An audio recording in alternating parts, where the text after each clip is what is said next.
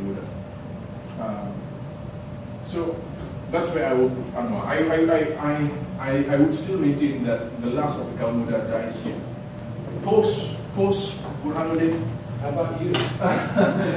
I'm the genetic freak. You know, it elapses one generation. So. There was a lot of talk earlier this year, right after the last Malaysian election. I was in the at the time.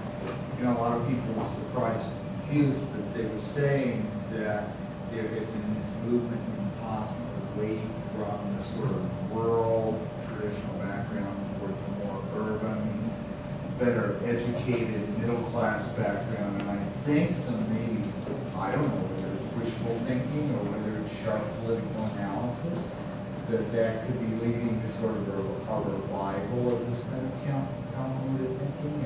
What's your take on that? Well, I mean, I don't have one, so I'm just an observer. Right, because the term Buddha,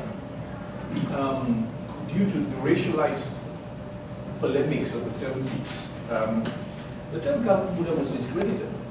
It's become a negative thing now to say that you are from the Buddha, because the Buddha have always faced resistance in Indonesia, as they did in Malaysia as well. You know, incidentally, by the way, a colleague of mine, we actually did comparisons. We found that the term Buddha, you know, this dichotomy, you know that it extends all the way to Uzbekistan. In India, in Pakistan, you also had this younger generation, older generation thing. We found references in texts in Uzbekistan at the same period where you was this Buddha distinction. We're still trying to figure out how or why this came about. And we are wondering whether the term was actually imported to Malaysia and Indonesia. Maybe it came from Turkey, I don't know. But very clearly, we were reading comparative polemic, reading of polemic, an Uzbek polemic, where it's written in the form of a narrative between two protagonists, and their names are, respectively, younger generation, older generation. You actually have this. So anyway, so the a revival of Buddha, you see, to revive this would be going back to this genealogy. You would have somehow you have to maintain the silsila. You have to maintain the genealogy. Now my problem is, like I said, today in Malaysia, undoubtedly the pioneer, the prototype of the Buddha was Munshi Abdullah.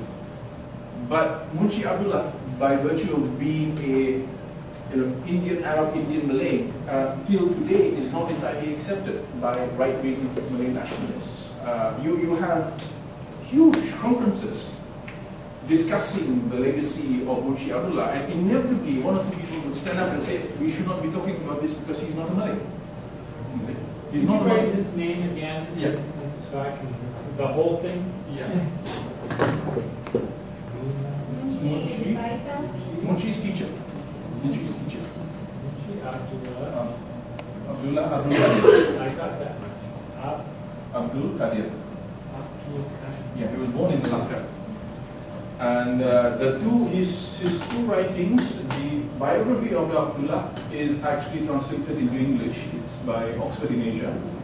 And there's a nice part in there where he talks about translating the Bible. And then the Kisah Pelayaran ke Abdullah is, it's also translated into English as Abdullah's Journey to the East.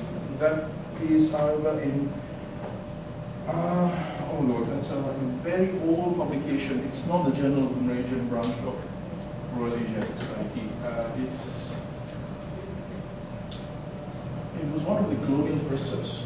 But the Hikayat Abdullah, the biography of Abdullah, is also in the Journal of the Malaysian branch of Royal Asiatic Society, but you can get it in Oxford in Asia. It's a fascinating read, because he really offers a truly modern critique. I mean, he spends a chapter talking about time. There's a chapter he talks about time, which is, how can you as a Muslim who's expected to pray 5 times a day, how can you be a Muslim if you can't keep time? If you can't keep time, then, so he then, from an argument of time and timetable,